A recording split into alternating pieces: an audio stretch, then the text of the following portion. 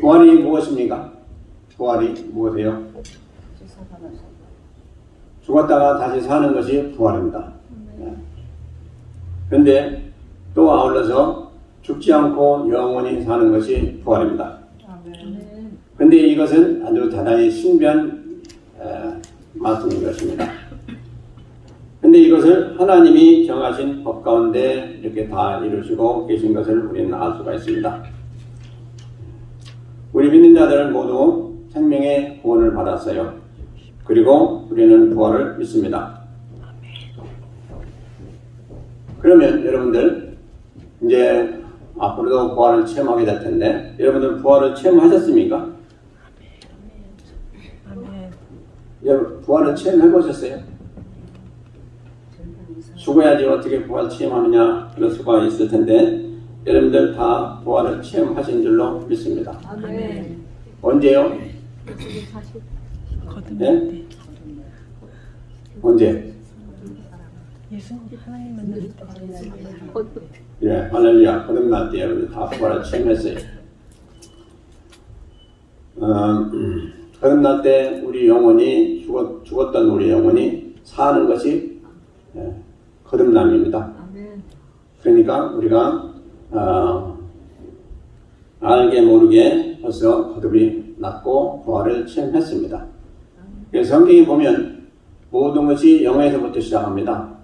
그래서 우리가 하나님께서 말씀하실 때 죽었다고 할 때도 영혼이 먼저 죽었어요. 그리고 육신도 죽었지만 육신이 죽는 것은 100세, 200세, 또 900세 이후에 가서 또 죽었어요. 그러니까 먼저 시작되는 건 뭡니까? 영혼이에요. 죽는 것도 먼저 영혼이 죽고요. 사는 것도 먼저 영혼이 살아야 됩니다. 그래서 모든 것은 영혼으로부터 시작합니다. 그렇기 때문에 우리가 참 영혼이 얼마나 중요한가를 알 수가 있어요. 그래서 우리가 지금 살아가면서 우리 영혼을 얼마나 중시하는지 다시 한번 우리가 살펴봐야 돼요. 우리 영혼이 우리입니다. 그리고 영혼이 잘못되면 모든 게 잘못됩니다. 영혼이 부활했어요. 이제 앞으로 부활한 영혼을 잘 간수해서 주님 오실 때까지 온전히 부활에 이르러야 됩니다. 부활을 우리가 이제 사모하면서 또 이렇게 부활절에 특별히 예배드리면서 말씀을 살펴보고 있는데요. 부활은 성경에 여러 가지 소식이 많이 있습니다. 이게 뭐 복된 소식이죠. 그래서 복음이라 또 성경을 우리가 말씀 나눌 때 우리가 항상 배우듯이 복된 말씀이다. 그렇게 말씀을 배우고 있어요. 근데 그 중에서도 가장 기쁘고 복된 말씀이 뭐냐니까 부활에 대한 말씀입니다. 부활. 부활이 없으면 아무것도 아니라고 오늘 성경은 말씀하고 있습니다. 그래서 이 부활은 대단히 중요한 것이죠. 그래서 부활이 있기 때문에 우리는 다시 살아날 수가 있다는 것이죠. 우리도 부활할 수가 있다는 것입니다. 근데 그때 부활은 영육의 온전한 부활을 말씀하고 있다. 이 말입니다. 그래서 이제 우리가 다음에 온전한 부활이 있게 되면 더 이상 죽음이 없어요. 영원토록 그 부활 가운데 살게 됩니다. 그래서 부활은 우리에게 모든 삶의 최종적인 것이고 또 가장 복된 것이고 이보다 더 기쁜 소식은 없습니다.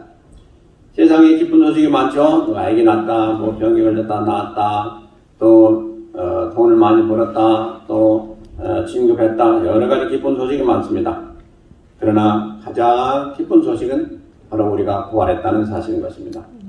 근데 우리는 이미 부활에 대해서 잘 믿지 못한 분들이 있는데 우리는 이미 부활한 경험이 있는 사람들이요. 이것을 한번 생각해 보시고 부활은 분명히 있다는 것입니다. 우리가 영적인 부활이 있었기 때문에 육적인 부활은 저절로 따라온다는 거예요. 그러니까 육적인 부활에 대해서 절대로 여러분들 의심하지 마시기 바랍니다. 그때 가봐야지 그런 생각 마세요. 그래서 제가 강조하는 거예요. 이미 우리는 영적으로 부활한 체험이 있고 그 은혜 가운데 살기 때문에 분명히 육신의 부활은 아주 쉬운 거죠. 그건 쉬운 거예요. 영적인 부활이 어려운 거죠. 그렇기 때문에 절대로 의심하지 마시길 바랍니다. 자, 오늘 말씀 보니까 만약에 우리가 죽은 자의 부활이 없다면 어떻게 되겠느냐? 첫째로 예수님이 부활하시 못하실 것이다. 이렇게 말씀하고 있습니다. 그러니까 예수님이 부활하셨어요. 그렇기 때문에 부활은 확실히 있는 것이다 하는 말씀을 지금 우리에게 하시는 말씀인 것입니다. 그리고 부활이 없다면 우리가 하는 전도도 헛된 것이다 라고 말씀하고 있어요. 그리고 부활이 없다면 우리의 믿음도 헛 것이다. 그리고 부활이 없다면 하나님이 거짓 증인으로 우리가 살아갈 수밖에 없다. 왜? 하나님은 살아계시고 우리에게는 앞으로 영생이 있다. 그래서 부활 가운데 있게 되는 영생이 있다 라고 말씀 전하고 또 믿고 있는데, 부활이 없다면 그 모든 게 다 헛 것이다 이 말씀이에요. 그리고 거짓된 것이다 라고 성경을 말씀하고 있습니다. 그리고 19절 한번 보면, 만일 그리스도 안에서 우리 바라는 것이 다만 이생뿐이면 모든 사람 가운데 우리가 더욱 불쌍한 자니라 그랬어요. 그러니까 만약에 이게 무슨 말씀입니까? 부활이 없다면 우리가 최고로 불쌍한 자들이다 하는 말씀입니다. 근데 우리는 성경이 말씀하시기를 우리는 최고로 복된 자들이다 라고 말씀합니다. 왜 그래요? 부활해서 영생에 이르기 때문에 그렇습니다. 그러므로 이 부활은 대단히 중요하다는 거죠. 우리가 믿는다고 하지만은 믿음의 결국은 구원이라고 그랬어요. 근데 구원받기 전에 우리는 부활하게 됩니다. 그러면 부활하지 못하면 구원에 이를 수도 없어요. 그래서 반드시 우리는 부활해야만 된다. 그리고 부활하게 된다 하는 말씀입니다. 그래서 이 부활보다도 더 엄청난 사건이 없어요. 자, 우리가 성경에 보면 부활하신 주님 만날 때 제자들이 주님을 처음에 알아보지 못했어요. 왜 그렇습니까? 주님이 너무나도 화려한 모습, 너무나도 참 아름다운 모습으로 오셨기 때문에 잘 알아보지 못했어요. 그래서 우리도 역시 부활할 때 우리의 모습이 너무나도 빛나고 찬란하고 어디에 비할 수 없는 그런 모습이 될 줄로 믿습니다. 아멘. 그래서 우리는 그런 것을 생각하면 너무너무 부활이 기쁜 소식이다 하는 것이죠. 아름다운 모습으로 변하게 되는 것. 우리가 지금에는 여러 가지로 불평불만할 수가 있어요. 왜 나는 이럴까? 왜 나는 이렇게 생겼을까? 저럴까? 하고 불평불만할 수가 있겠지만은 이제 나중에 부활해가지고 하늘나라에 가서 사는 모습은 너무너무 아름답다는 것입니다. 세상에 나밖에 더 아름다운 사람이 없는 것 같이 여겨지는 그러한 아름다움이 여러분들에게 임할 줄로 믿습니다. 그래서 성경을 말씀하시면 예수님의 영광이 몸의 형체와 같이 만물을 주존하시는 하나님께서 우리를 부활케 하셨으므로 그 부활은 예수님의 아름다움과 같이 우리도 역시 아름답게 되어진다 하는 말씀인 것입니다. 이거 왜 그러죠? 그래서 우리에게는 항상 우리가 진실로 하나님의 영광이 최고예요. 우리가 살아가면서. 근데 그 영광의 이름과 같이 예수님과 같이 우리도 그와 같이 아름다운 모습으로 변화된다 하는 것이 얼마나 우리에게 복되며 또 기대가 되는지 알 수가 없는 것입니다. 그리고 우리는 부활이 있기 때문에 영원한 소망, 특별히 사한 소망을 우리에게 가지게 되었다 하는 말씀을 하시고 있습니다. 사한 소망, 그렇죠? 죽은 소망이 아니에요. 그러니까 이 소망은 뭡니까? 하늘나라에 오기 때문에 결국 죽은 소망이 아니에요. 그것은 반드시 있게 되는 소망이고 주님이 먼저 가셔서 그것을 다 이루셨고 우리에게 보여주셨어요. 그래서 우리에게도 역시 그 산 소망은 영원한 소망이면서 우리에게 더할 수 없는 복이다 하는 것을 말씀하고 있습니다. 그래서 사도들은 어떻게 했습니까? 이 산 소망을 가지고 끝까지 달려갈 길을 다 달려갔던 사람들이에요. 그래서 그들 앞에 뭐 거치는 게 없었어요.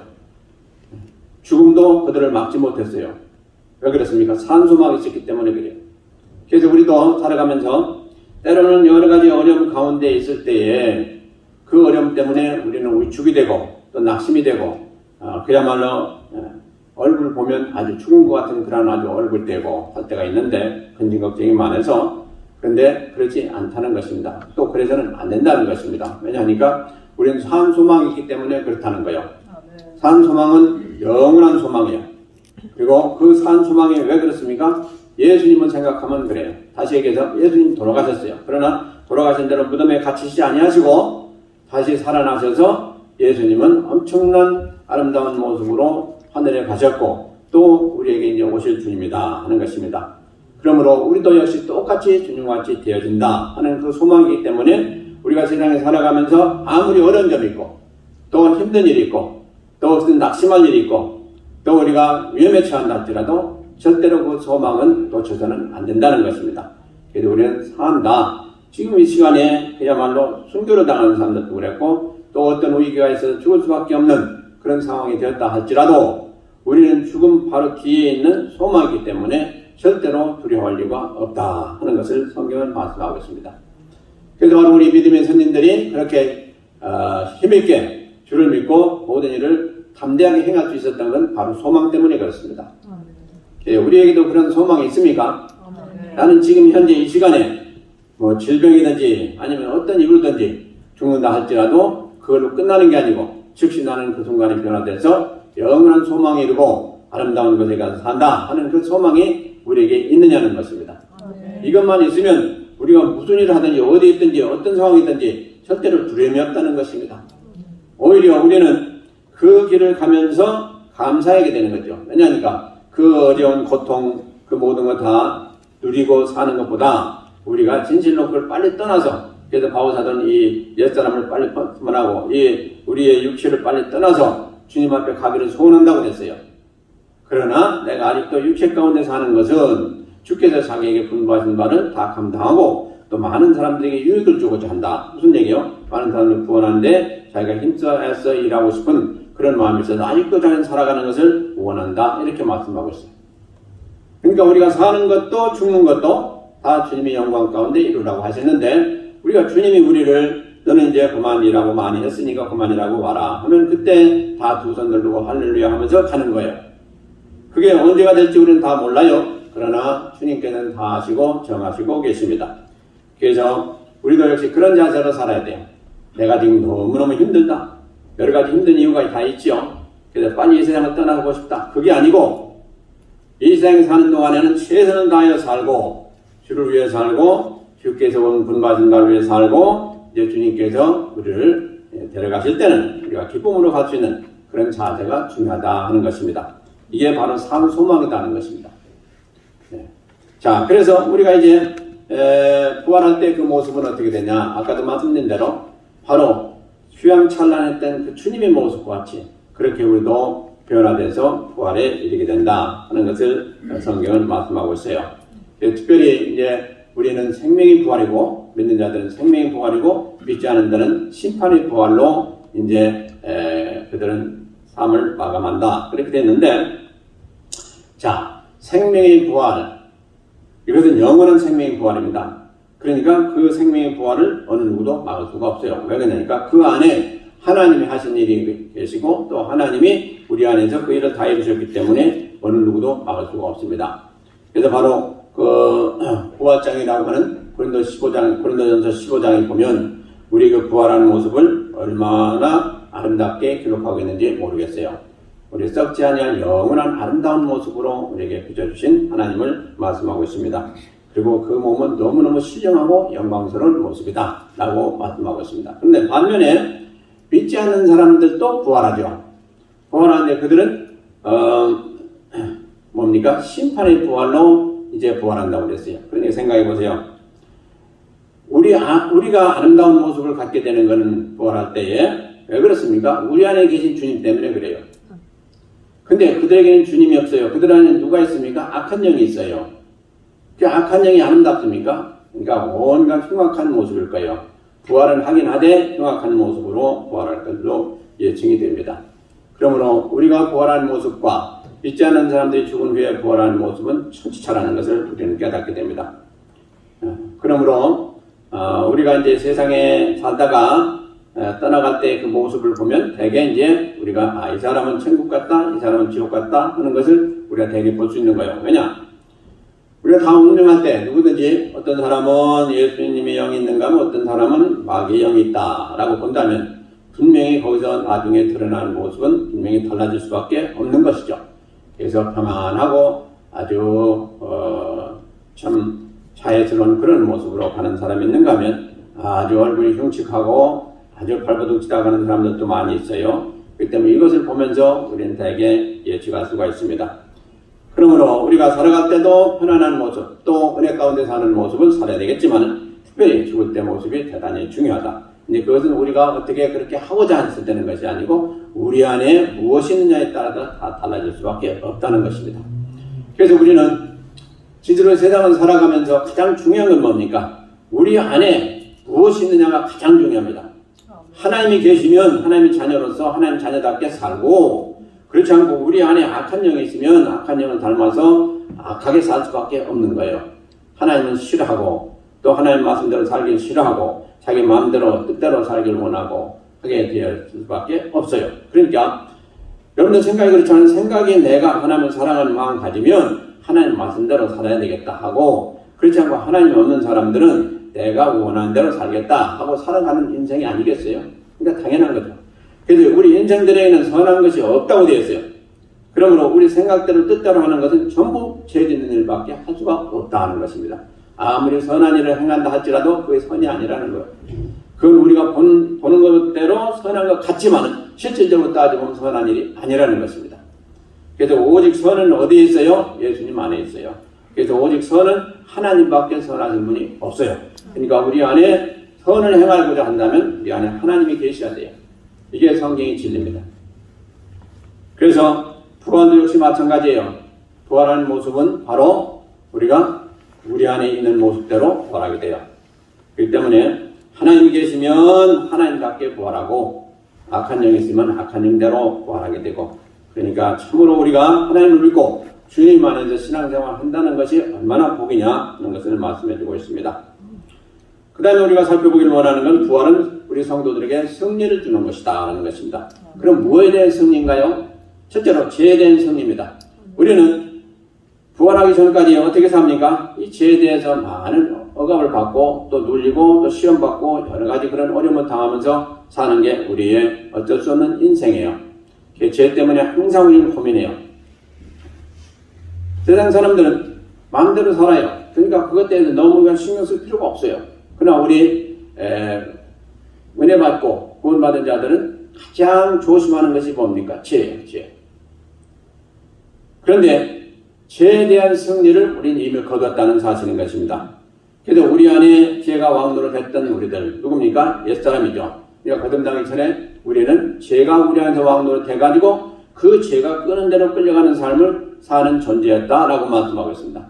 그런데 이제 거듭난 후로는 우리가 그 죄로 끄는 데 끌려가는 것이 아니고 이제 그것은 우리가 다 물리치면서 이길 수 있는 권세가 있게 되는데 그것이 바로 우리 안에 계신 주님 때문에 그렇다라고 말씀하세요. 주님이 우리 죄가 틈탈 때 다 우리 대신에 그걸 물리쳐 주시고 우리를 보호해 주시기 때문에 우리가 이제 안전하게 또 올바로 살 수가 있게 되는 원리가 거기에서 나오게 되는 것입니다. 그래서 죄에 대해서 우리는 승리했다. 죄의 삭은 사망 아닙니까? 그렇기 때문에 죄가 얼마나 엄청난 것인가를 알 수가 있어요. 죄 때문에 우리가 죽는 거예요. 죄 때문에 지옥 가는 거예요. 근데 그것을 해결해 주신 분이 바로 누구예요? 예수님이에요. 그렇기 때문에 우리가 얼마나 감사해야 되지 않겠습니까? 얼마나 감사해요. 그래서 죄의 삭은 사망인데 그 사망의 권세를 우리 주님께서 십자가에서 다 멸하시고 이제 우리를 다 구원해 주신 그 사건을 우리는 잘 알고 있습니다. 그러므로 부활은 뭡니까? 우리가 죄를 다 이긴 것이 부활이에요. 그렇잖아요. 죄 가운데 있었지만은 죄를 이기고 부활하신 주님 그 공로 때문에 우리도 역시 그렇게 될 수 있는 그런 믿음 안에서 그 역사가 이루어지게 되는 것이죠. 그래서 우리는 죄로 인해서 더 이상 억압을 받을 수가 없다는 거죠. 그럴 필요도 없고요. 그래서 우리는 이제 죄를 떠나서 예수님의 은혜 가운데 거하기 때문에 죄를 설상 졌다 할지라도 예수님의 이름으로 용서를 받으면 죄는 다 물러가게 되는 것입니다. 그전에는 그런 길이 없었어요. 구약시대 때는 이제 제물들에서 잡아 죽여서 제사 드리면서 사함받는 길이 있었지만은 이제 믿지 않는 자들에게는 그런 길이 없었어요. 그러나 이제 그 길이 열렸기 때문에 우리는 죄에 대한 승리를 이루게 되는 것이 바로 부활이다 하는 것입니다. 그 다음에 우리를 또 승리케 하는 것이 있는데 바로 부활인데 부활은 우리를 뭐에 대한 승리케 하시냐? 바로 사망에 대한 승리를 우리에게 주셨다 하는 겁니다. 우리가 죽게 되는 건 왜 죽게 되느냐? 성경이 말씀하시기를 죄 때문에 그렇다 그렇게 말씀하시고 계세요. 근데 죄 문제가 해결됐으니까 부활은 우리의 죄 문제는 해결된 그런 결과로 나오는 것이 부활이거든요. 그렇기 때문에 이미 사망 권세를 부활을 통해서 다 이겼기 때문에 주님이 우리의 왕이 되시고 또 우리를 구원하신 구주가 되는 그 자격에 절대로 부족함이 없으신 분이시다. 이것이 성경에 우리에게 주시는 말씀인 것입니다. 그러므로 사망에 대한 승리 이건 누가 할 수가 있어요? 세상 사람들이 사망을 이길 자가 아무도 없어요. 네.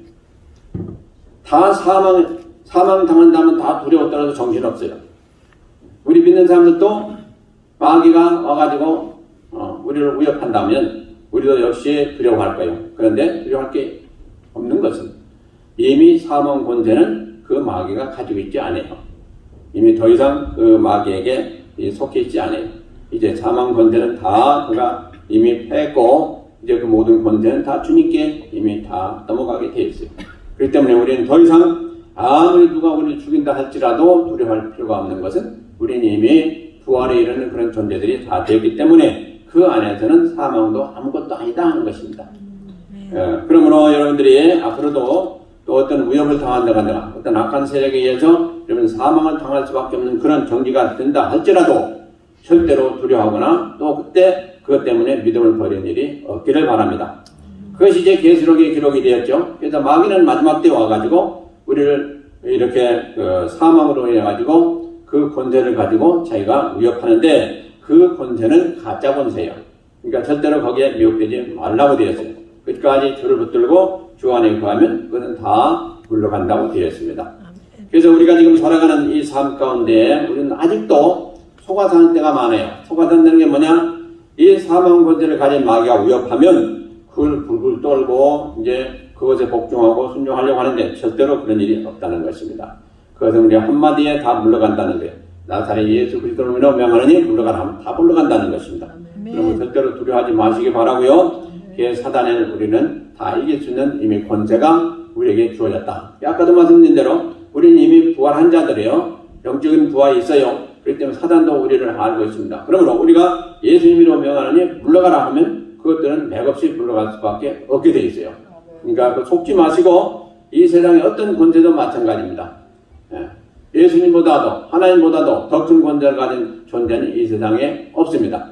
그러니까 그것들이 우리를 엄습하고 위협할 때 우리는 밝히 하셔야 될 것은 우리는 이미 그 경계를 넘어섰다. 그래서 아무리 악한 것이 아무리 큰 권세가 우리를 위협한다 할지라도 하나님 권세보다 큰 건 없다. 우리는 하나님 권세를 가진 자들이다 라는 걸 분명히 하시고 이기시길 바랍니다.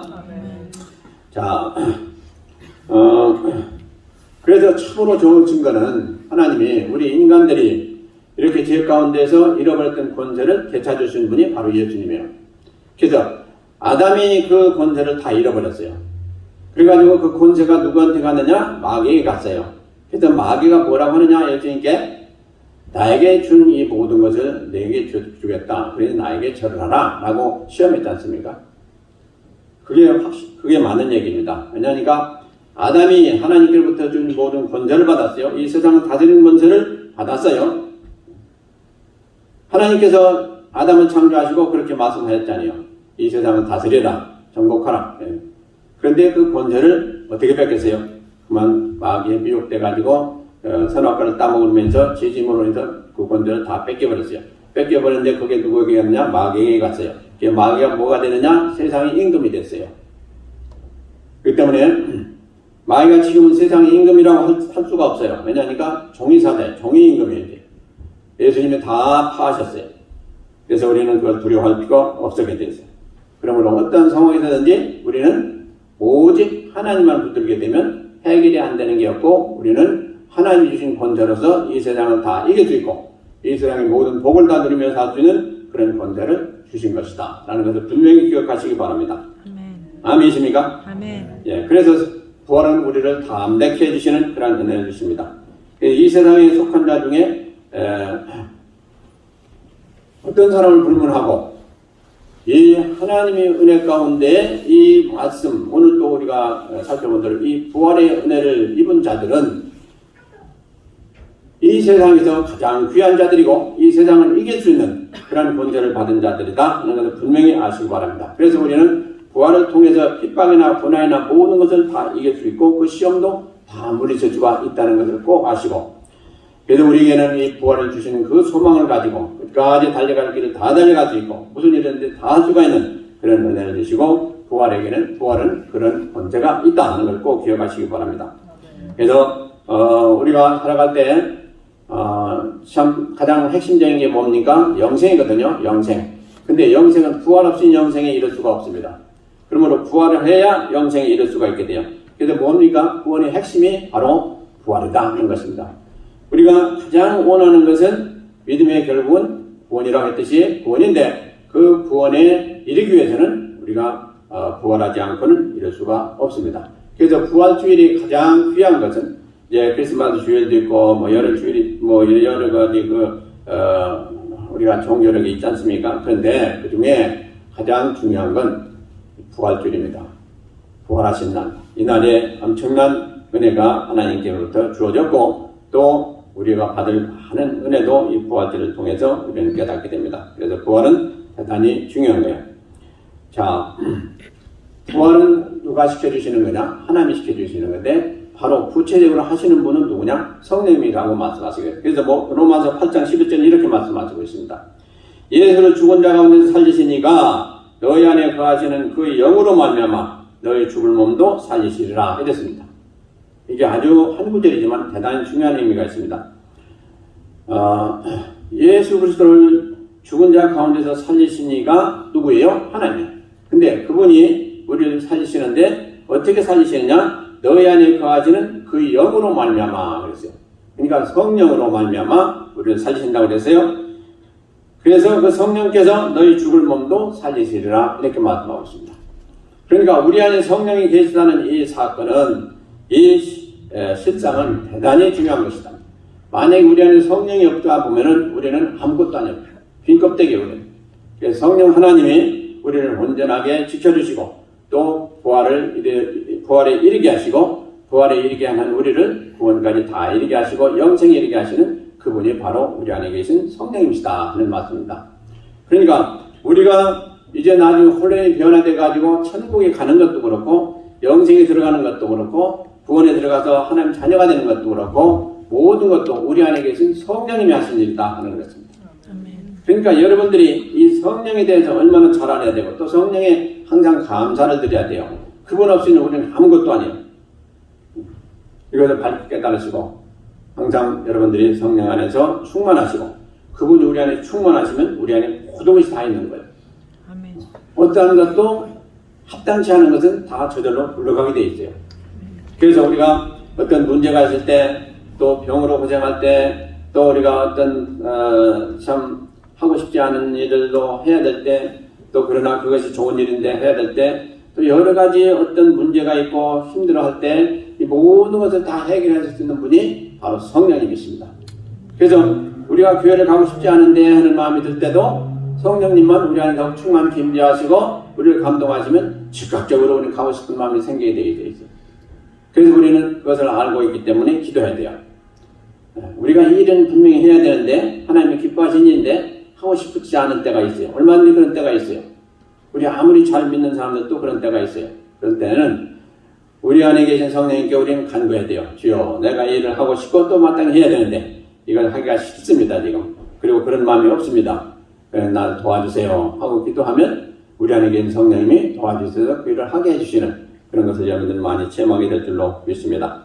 자, 성도 여러분, 우리 인간들은요 무엇을 이렇게 체험하기 전에는 잘 믿지 않는 경향이 있어요. 그렇죠? 우리가 살아가면서 한번 자세히 보세요. 뭘 경험했고 한다면 그건 그렇구나 하고 우리가 그 다음에 또 하고 그러는데 체험이 없으면 그 일을 하기가 두려울 때도 있고 또 그걸 잘 믿지도 않고 그럴 때가 있어요. 근데 우리는 어떻습니까? 성령 받아서 거듭난 우리 성도들이에요. 그래서 우리는 체험을 했습니다. 무슨 체험을 했어요? 거듭난 체험을 했어요. 그래서 우리 안에 성령님이 계신 것을 알고 있어요. 그러므로 우리는 어떻게 해야 되겠습니까? 이 부활 성천 모든 것도 다 우리는 체험하지 않았다 하더라도 우리 안에 계신 성령님 그분 때문에 전부 다 체험한 거나 마찬가지의 의미. 왜냐? 우리 안에 성령님이 계셔가지고 그 안에 사시면서 모든 것을 우리가 원하든 원하지 않든 항상 하나님 원하시는 길로 인도하신 분이거든요. 그렇잖아요. 우리가 때로는 원하지 않는 일이 너무나도 많아요. 그게 좋은 일인데도 불구하고 그런 때가 많아요. 그러나 그분이 우리를 도우셔서 그분이 뜻대로 우리를 주장하시고 인도하셔서 우리가 오늘날 있게 해주신 분이에요. 그렇기 때문에 그분에게 우리는 모든 걸 일임하면 되는 거예요. 그래서 우리는 우리 소욕대로 절대로 살지 말라고 되어 있어요. 그러나 우리는 그런 때가 많습니다. 그러면 반드시 우리는 실족합니다. 그러므로 그렇게 하지 마시고 우리가 하나님 은혜 가운데 항상 의지하시길 바랍니다. 그래서 자 체험을 통해서만 믿는 것이 우리가 진짜 믿음이냐 그게 아니라는 거죠. 체험 없어도 하나님 말씀을 믿고 행하는 것이 진짜 믿음이라는 것입니다. 체험이 중요해요. 체험이 있으면 더 믿음이 견고해져요. 그러나 체험 없이는 우리는 믿음이 자라지 않거나 또 믿지 않고 그렇게 되는 것은 그건 잘못된 거라 이 말이에요. 체험도 중요하지만은 체험보다 더 중요한 건 뭐냐? 하나님 말씀이에요. 그렇기 때문에 우리가 이 말씀으로 무장하시고 우리가 주님이 우리를 참 구원하신 그 은혜를 기억하면서 천국 갈 때까지 믿음만 해서 또 하나님 은혜 가운데서 굳게 서셔서 이 부활의 복을 다 받으시고 부활하신 주님 닮아서 아름다운 모습으로 영생을 누리시는 온 성도들 되시기를 주의 이름으로 축원드립니다. 네. 기도하시겠습니다.